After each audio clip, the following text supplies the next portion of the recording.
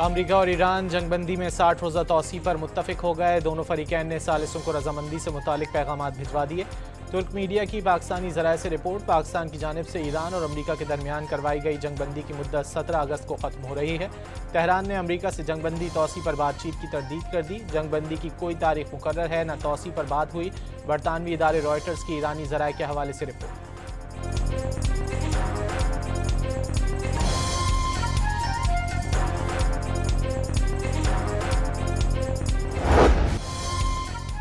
مشرق وسطیٰ کو مزید جنگ کے شعلوں سے بچانے کے لیے پاکستانی کوششیں۔ تہران میں وزیر داخلہ محسن نقوی کی ایرانی صدر، وزیر خارجہ اور وزیر داخلہ سے اہم ملاقاتیں۔ محسن نقوی نے ایرانی قیادت کو وزیر اعظم شہباز شریف اور فیلڈ مارشل عاصم منیر کے اہم پیغامات پہنچائے۔ مکہ دفاعی معاہدے سے بھی آگاہ کیا۔ مسعود پزشکیان پاکستان کے ساتھ سیاسی، اقتصادی، تجارتی، ثقافتی اور سیکیورٹی شعبوں میں گہرے تعلقات کے خواہش مند۔ دونوں ممالک میں تعلقات بڑھانے اور مضبوط کرنے سے متعلق پاکستانی قیادت کی محبت اور دلچسپی قابل قدر قرار دے دی۔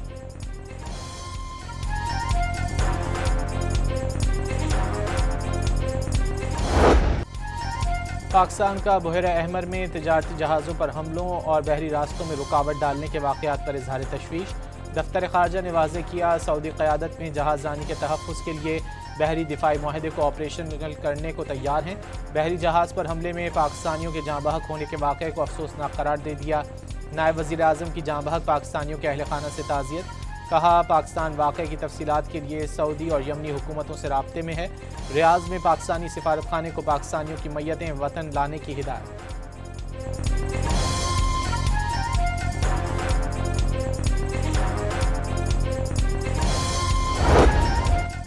مکہ معاہدہ خالصتاً دفاعی نوعیت کا ہے۔ معاہدہ رکن ممالک کو درپیش خطرات سے نمٹنے کے لیے ہے۔ معاہدہ بڑا واضح ہے، ایک پر حملہ سب پر حملہ ہوگا۔ ترجمان دفتر خارجہ کا دو ٹوک پیغام۔ ہفتہ وار پریس بریفنگ میں کہا، دفاعی معاہدہ پاکستانی عوام کی امنگوں کے مطابق ہے، جس کے لیے پاکستان نے اہم ترین کردار ادا کیا۔ مزید ممالک کی شمولیت کا خیر مقدم کرنے کا اعلان۔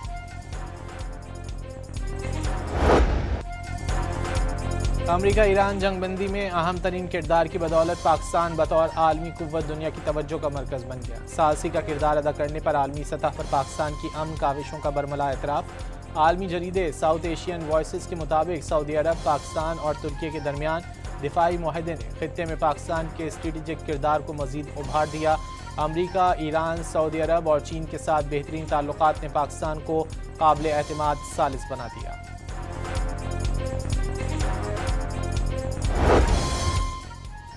نیٹو سمٹ سے واپسی پر امریکی صدر کے طیارے کو کندھے پر رکھ کر فائر کیے جانے والے میزائل سے خطرہ تھا۔ ترکی سے ٹرمپ کی خفیہ روانگی کی مزید تفصیلات سامنے آ گئیں۔ CNN کے مطابق خطرہ اتنا واضح تھا کہ سیکرٹ سروس اور دیگر حکام کو فوری طور پر منصوبہ تبدیل کرنا پڑا۔ رپورٹ کے مطابق ایران کو ترکی میں صدر ٹرمپ سے متعلق کیے گئے انتظامات کا علم تھا۔ گزشتہ روز خبر سامنے آئی تھی کہ صدر ٹرمپ کیٹرنگ ٹرک میں چھپ کر ایک چھوٹے فوجی طیارے کے ذریعے ترکی سے روانہ ہوئے تھے۔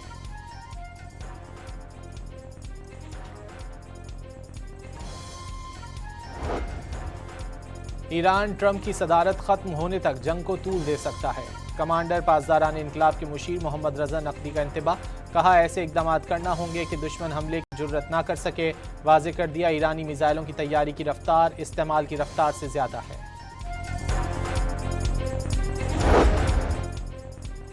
مشرق وسطیٰ صورتحال کے باعث عالمی تیل ذخائر پر دباؤ۔ 2025 کے بعد سے پہلی بار مجموعی عالمی ذخائر 7 ارب 90 کروڑ بیرل سے نیچے آ گئے۔ گزشتہ ماہ 22 لاکھ بیرل یومیہ کمی ہوئی۔ عالمی توانائی ایجنسی کی رپورٹ۔ یمنی حوثیوں کے سعودی بندرگاہ موخا پر پھر حملے، میزائل داغے گئے۔ یمنی فورسز کی حوثیوں کے خلاف کارروائیاں، توپ خانے اور کوڈکاپٹر سے حوثیوں کے ٹھکانوں کو نشانہ بنایا گیا۔ گزشتہ سال یمن میں حوثیوں کے خلاف امریکی فضائی حملوں میں 153 شہری جاں بحق اور 243 زخمی ہوئے۔ امریکی میڈیا کا انکشاف۔ دی ہل نے دستاویزات سے متعلق لکھا، پینٹاگون نے کانگریس کو 12 صفحات پر مشتمل رپورٹ میں ہلاکتوں کی تفصیلات فراہم کی ہیں۔ رپورٹ کے مطابق جانی نقصان اپریل 2025 میں 3 مختلف فوجی کارروائیوں کے دوران ہوا۔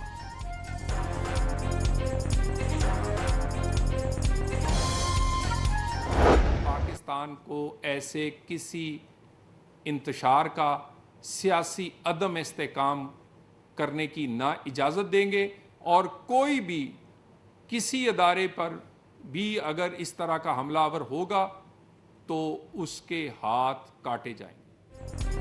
وزیر مملکت داخلہ طلال چودھری نے مال روڈ واقعہ پی ٹی آئی کی نفرت اور انتشار کی سیاست کا نتیجہ قرار دے دیا۔ سوال اٹھایا، کارکن کا دماغی توازن ٹھیک نہیں تھا تو اس نے فورسز پر ہی کیوں فائرنگ کی؟ واضح کر دیا پی ٹی آئی آپ یہ کہہ کر بری الذمہ نہیں ہو سکتے کہ واقعے سے تعلق نہیں، اس واقعے کی تحقیقات جاری ہیں، کسی بھی ادارے کی طرف بڑھنے والے ہاتھ کاٹ دیے جائیں گے۔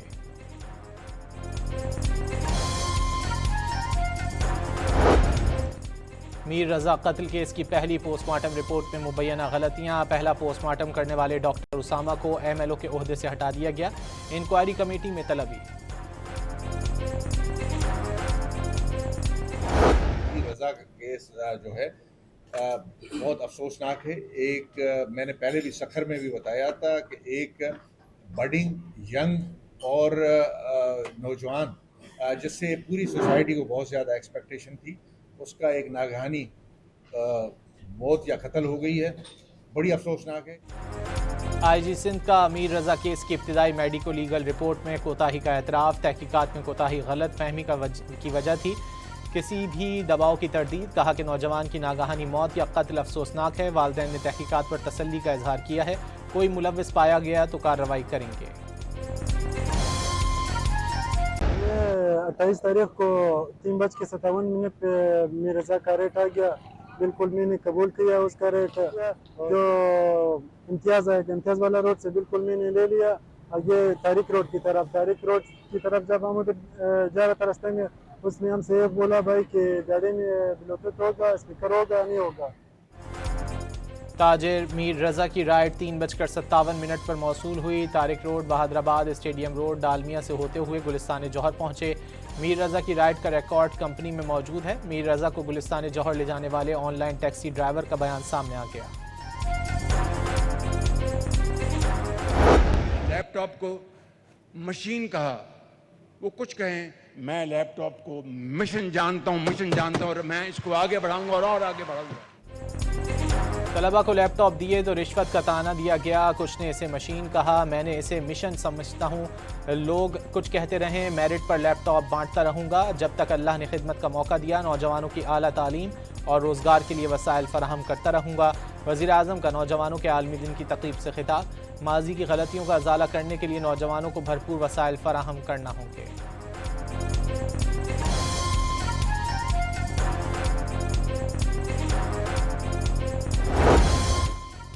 بیلاروس کا وفد آج وزیر اعظم شہباز شریف سے ملاقات کرے گا، دو طرفہ تعلقات اور باہمی امور پر بات چیت ہوگی۔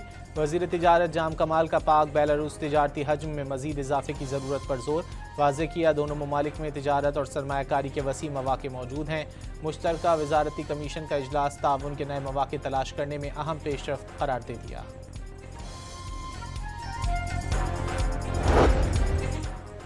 آسٹریلوی عدالت میں پاکستان کو بھارت کے خلاف بڑی فتح، بھارت باسمتی لفظ کو ٹریڈ مارک رجسٹر کروانے میں ناکام۔ آسٹریلوی عدالت نے اپیل خارج کرتے ہوئے فریق مخالف کے قانونی اخراجات ادا کرنے کا بھی حکم دے دیا۔ وزارت تجارت کے مطابق فیصلے سے باسمتی پر پاکستان کے تاریخی اور جغرافیائی حق کو تقویت ملی، پاکستانی برآمد کنندگان آسٹریلیا میں مستند پاکستانی باسمتی کی مارکیٹنگ کا حق برقرار رکھیں گے۔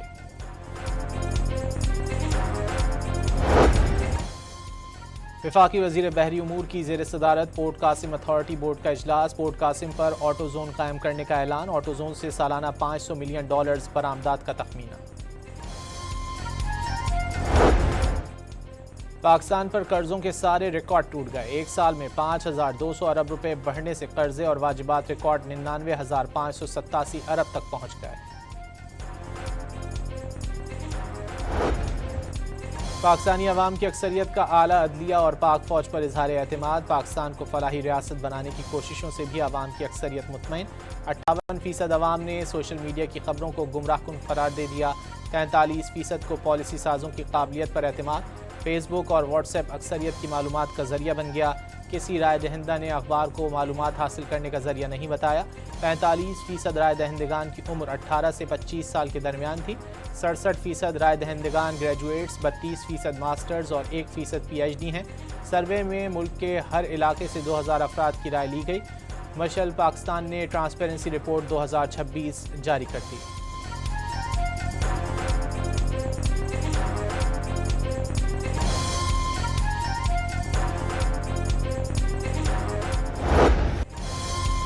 راولپنڈی میں موسلادھار بارش، نالہ لئی کی سطح بلند ہونے پر خطرے کے سائرن بج اٹھے، نالے کے قریب رہنے والوں کو انخلا کی ہدایت۔ گوال منڈی میں سب سے زیادہ 114 ملی میٹر بارش ریکارڈ، نشیبی علاقے زیر آب آ گئے، پانی گھروں اور دکانوں میں داخل ہو گیا، سڑکیں پانی میں ڈوبی نظر آئیں، شہریوں کو شدید مشکلات کا سامنا کرنا پڑا۔ راولپنڈی اور اسلام آباد میں بارش کا سلسلہ رکنے کے بعد نالہ لئی میں پانی کی سطح نیچے آ گئی، کٹاریاں اور گوال منڈی میں الرٹ برقرار۔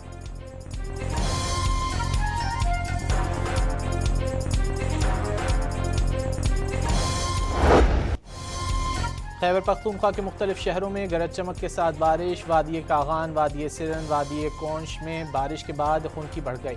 موسلادھار بارش کے بعد لوئر چترال، بروز گول نالہ اور گمبز گول نالے میں سیلابی صورتحال، پنجاب کے بیشتر شہروں میں بھی بادل برس پڑے۔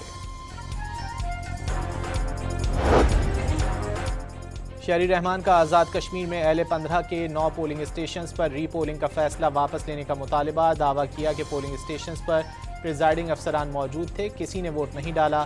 سینیٹر پروشہ خان کا جیالے امیدوار ضیاء القمر کی جیت کا دعویٰ، کہا جن 9 پولنگ اسٹیشنز پر ووٹنگ ہوئی اس کو مانا جائے۔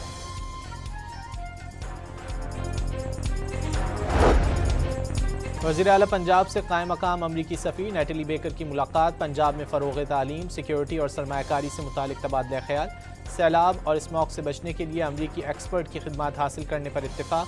قائم مقام امریکی سفیر نیٹلی بیکر نے لاہور میں بسنت فیسٹیول کے انعقاد کو سراہا، لاہور سمیت پاکستانیوں کو زندہ دل قرار دے دیا۔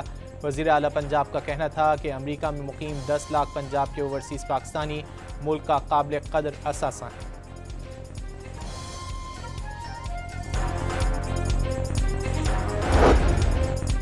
لاہور میں گنگا رام اسپتال میں مبینہ طور پر ڈاکٹر کی غفلت، خاتون نے گاڑی میں بچے کو جنم دے دیا، ڈاکٹر نے چیک کر کے گھر بھیج دیا، راستے میں ڈیلیوری ہو گئی، شوہر کا الزام۔ پشاور کے علاقے چمکنی میں لڑکی نے مبینہ طور پر شادی سے انکار پر لڑکے پر تیزاب پھینک دیا، لڑکی پر فائرنگ کا بھی الزام، مقدمہ درج۔ پاکستان کی پہلی اور سب سے بڑی 3D اینامورفک اسکرین لاہور میں نصب، دی بگ ون کو نیو یارک کے ٹائمز اسکوائر کی طرز پر تیار کیا گیا ہے۔ دی بگ ون پر تصاویر، ویڈیوز اور 3D اینیمیشنز دکھائی جا سکیں گی۔ دی بگ ون ملکی اور بین الاقوامی برانڈز کے لیے بڑے پیمانے پر تشہیر کا نیا پلیٹ فارم ہوگا۔ پاکستان، ترکیہ اور سعودیہ کا جو مشترکہ، میری نظر میں یہ امت مسلمہ کے لیے اتحاد اور اتفاق کے لیے ایک بہت بڑا مثالی ایگریمنٹ ہے۔ پاکستان جس طرح پہلے وکالت کر رہا تھا، اب زیادہ مضبوط مؤثر ہو کر تحریک آزادی کشمیر کے لیے عام ثابت ہوگا۔ پاکستانی عوام نے مکہ مشترکہ دفاعی معاہدے کو امن اور فتح کا پیغام قرار دے دیا، واضح کیا کہ تینوں برادر اسلامی ممالک کا تاریخ ساز معاہدہ آگے چل کر امہ کے اتحاد کا باعث بنے گا۔ یوم آزادی کی آمد پر کشمیری عوام کا پاکستان سے والہانہ محبت اور ملک کو ترقی دینے کے عزم کا اظہار، آزادی عظیم نعمت اور لاکھوں قربانیوں کا ثمر قرار دے دیا۔ عالمی منڈی میں تیل کی قیمتوں میں مسلسل اضافہ جاری، برطانوی برانڈ خام تیل کی قیمت $89 فی بیرل تک پہنچ گئی، امریکی خام تیل $83 فی بیرل ہو گیا۔ ہانگ کانگ میں ہونے والے ایشین سائنس کیمپ میں پاکستانی طالبہ کی کامیابی، پریوش حکیم نے ایشین سائنس کیمپ میں سلور ایوارڈ اپنے نام کر لیا۔ ایشین سائنس کیمپ میں 48 ممالک کے 350 سے زائد نوجوان سائنس طلبہ نے شرکت کی۔ پاکستان کی ٹیم میں 4 صوبوں اور اسلام آباد کے طلبہ شامل تھے۔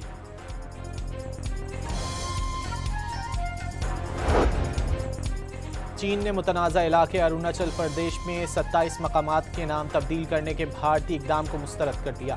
ترجمان وزارت خارجہ نے 2 ٹوک پیغام دیا، یانگ نان خطہ چین کا حصہ ہے، مقامات کے نام تبدیل کرنے کا اقدام زمینی حقیقت کو تبدیل نہیں کر سکتا، چینی ناموں کو تبدیل کرنے کی کوشش غیر قانونی ہے جس کی کوئی حیثیت نہیں۔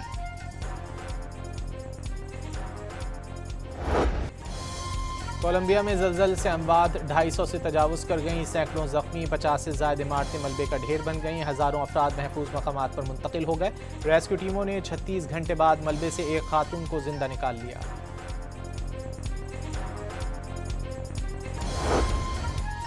رواں سال کا دوسرا سورج گرہن آج ہوگا۔ یورپ میں 1999 اور اسپین میں ایک صدی کے بعد مکمل سورج گرہن دیکھا جا سکے گا۔ آخری بار اسپین میں مکمل سورج گرہن 1912 میں ٹائٹینک کے ڈوبنے سے 2 دن قبل ہوا۔ پاکستان میں سورج گرہن نہیں دیکھا جا سکے گا۔ مکمل گرہن رات 12:12 پر اور اختتام 3 بجے کے قریب ہوگا۔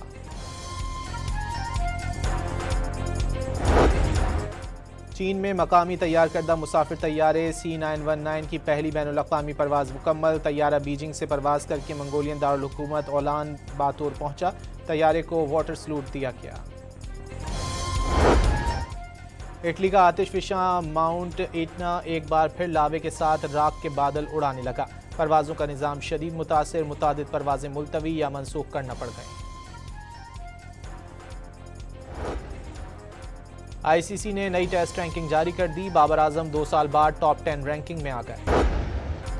پاکستان چیمپئنز کپ کے پہلے میچ میں پاکستان گرینز نے پاکستان وائٹس کو شکست دے دی۔ فخر زمان نے شاندار 123 رنز اسکور کیے، مین آف دی میچ کا ایوارڈ بھی لے اڑے۔ Grand slam youth taekwondo league Singapore میں پاکستانی کھلاڑیوں کی شاندار کارکردگی، 5 ایتھلیٹس نے 5 تمغے جیت کر ملک کا نام روشن کر دیا۔ قدیر خان، وجاہت علی خان اور ارحم مناف نے شاندار کھیل پیش کرتے ہوئے طلائی تمغے جیتے۔